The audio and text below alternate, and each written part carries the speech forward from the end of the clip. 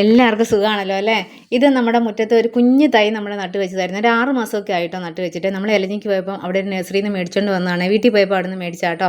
പിന്നെ ഇത് ഒരു മഞ്ഞളിൻ്റെയും പനിക്കൂർക്കയുടെ ഒക്കെ ഇടയ്ക്ക് അവിടെ നട്ട് വെച്ചായിരുന്നേ. നമ്മളവിടെ നമ്മുടെ ഫ്രണ്ടിലെ ഒരു ആർച്ച് പോലെയൊക്കെ ആക്കി വിടാമെന്നൊക്കെ ഓർത്താൽ പിന്നെ അതങ്ങ് ശ്രദ്ധിച്ചില്ല കേട്ടോ. ഈ പ്രാവശ്യം ഒന്ന് നിറച്ചും പൂവുണ്ട്. 2-3 കൊലയായിട്ടാണ് പൂവുണ്ടായി കിട്ടുന്നത്. നല്ല രസമാണേ. പിന്നെ നമുക്ക് പീനട്ട് ബട്ടർ ഉണ്ടായിട്ടുണ്ട്. പീനട്ട് ബട്ടർ ഫ്രൂട്ട് എന്നാണ് പറയുന്നത് ഇതിന്. ഇത് ഒരെണ്ണം ഉണ്ടായി പഴുത്ത് കിട്ടിയത് നമുക്ക് കഴിക്കാൻ പറ്റിയില്ല. ഇതിന് ടേസ്റ്റ് നമുക്ക് അറിയത്തില്ല കേട്ടോ. പിന്നെ ഉച്ചയ്ക്കത്തെ ഊണെല്ലാം റെഡിയായി. ചോറിന് വിൻചേട്ടൻ്റെ ഫേവറേറ്റ് കറികൾ മാത്രം ഉണ്ടാക്കിയിട്ടുള്ള ഇഞ്ചി ഉള്ളിയും തീയലുണ്ടാക്കിയിട്ടുണ്ട്, അവിയൽ, പിന്നെ മാങ്ങ അച്ചാർ എപ്പോഴും ഇവിടെ കാണും കേട്ടോ. പിന്നെ പൈനാപ്പിൾ കൊണ്ട് മധുരക്കറി ഉണ്ടാക്കിയിട്ടുണ്ട്, മോരുകറി, പിന്നെ കിഴങ്ങ് മെഴുക്കുവരട്ടി. ഇത് വിൻചേട്ടൻ്റെ മാത്രം ഫേവറേറ്റ് ആയിട്ടുള്ള കറികളാണ്. നോൺ വെജ് ഒന്നും ഉണ്ടാക്കിയിട്ടില്ല കേട്ടോ. അത് മെയിനായിട്ടെന്ന് പറഞ്ഞാൽ ഇന്ന് വിൻചേട്ടൻ്റെ ബർത്ത്ഡേ ആണ്, പിറന്നാളല്ല ബർത്ത്ഡേ. അപ്പം പിറന്നാളിൻ്റെ അന്ന് പായസം ഉണ്ടാക്കും കേട്ടോ. ബർത്ത്ഡേയുടെ അന്ന് കേക്ക് മേടിക്കുക. അപ്പോൾ മെയ് 5-നായിരുന്നു ഞങ്ങളുടെ എൻഗേജ്മെൻറ്റ്, 2005 മെയ് 5-ന്. അപ്പോൾ മെയ് ലാസ്റ്റാണ് വിൻചേട്ടൻ്റെ ബർത്ത്ഡേ വരുന്നത്. അപ്പോൾ ഞങ്ങളുടെ കല്യാണം ജൂണിലായിരുന്നു, ജൂൺ 1-നായിരുന്നേ. അപ്പോൾ ഞാൻ ആ വർഷം 2005 ആ വർഷം ഞാനൊരു കാർഡ് അയച്ചു, ബർത്ത്ഡേ കാർഡ്. അത് കഴിഞ്ഞ് പിന്നെ എല്ലാ വർഷവും ഇവിടെ ബർത്ത്ഡേ ഘോഷിക്കാറില്ലെന്നാണ് പറയുന്നത്. അതുകൊണ്ട് ഞാൻ അത് കഴിഞ്ഞ് പിന്നെ എല്ലാ വർഷം 2006 മുതൽ എല്ലാ വർഷവും വിൻചേട്ടൻ്റെ കേക്കും മേടിക്കും, പുതിയ ഡ്രസ്സും മേടിക്കും കേട്ടോ. അത് എന്തൊക്കെ പ്രശ്നങ്ങളുണ്ടെങ്കിലും എന്തൊക്കെ സംഭവിച്ചാലും നമ്മൾ അതിന് ഒരു മുടക്കം വരുത്തുകയല്ലേ. പിന്നെ പിള്ളേർക്ക് എല്ലാ കാര്യവും ചെയ്ത് കൊടുക്കും കേട്ടോ. പിന്നെ ആ ബർത്ത്ഡേയുടെ അന്ന് ഭയങ്കര ഒരു സന്തോഷം കൂടി ഉണ്ടായിരുന്നു.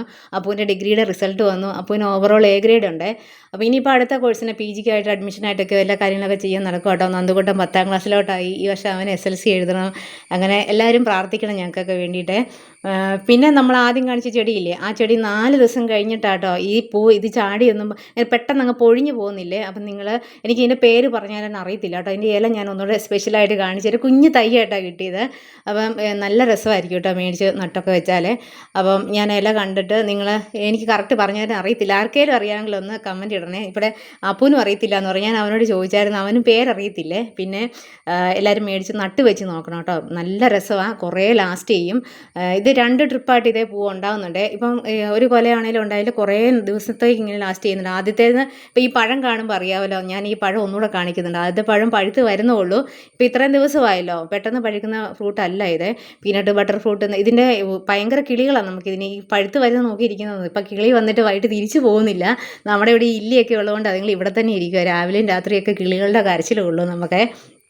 നല്ല രസമാട്ടോ. ഇപ്പോഴും കരയുന്നുണ്ട്. എപ്പോഴും ഇങ്ങനെ ഇങ്ങനെ കരയുന്ന ഒച്ചയൊക്കെ കേൾക്കാം കേട്ടോ. പിന്നെ ചെടികളോടുള്ള ഇഷ്ടം കാരണം ആഗ്രഹിച്ച ഒരു ചെടി ബുക്ക് ചെയ്താട്ടോ. മോൺസ്റ്റീറ ഡിവിഷ്യസ് എന്ന് പറഞ്ഞ ഒരു ചെടി, ഇലയൊക്കെ പിച്ചി പറിച്ചോണ്ടിരിക്കുന്ന ഒരു ചെടിയില്ലേ, അത് ബുക്ക് ചെയ്തതായിരുന്നു. പക്ഷേ വന്നത് ഈ മെൽസ്റ്റോമയാണ്. ഇത് നമുക്ക് റീഫണ്ട് കിട്ടിയിട്ടുണ്ട്, തിരിച്ച് കൊണ്ടുപോകുള്ളൂ അവർ. എല്ലാവരും നമ്മളെ ലൈക്കും ഷെയറും സബ്സ്ക്രൈബും ഒക്കെ ചെയ്ത് കമൻറ്റൊക്കെ ഇട്ട് സപ്പോർട്ടൊക്കെ ചെയ്യണേ.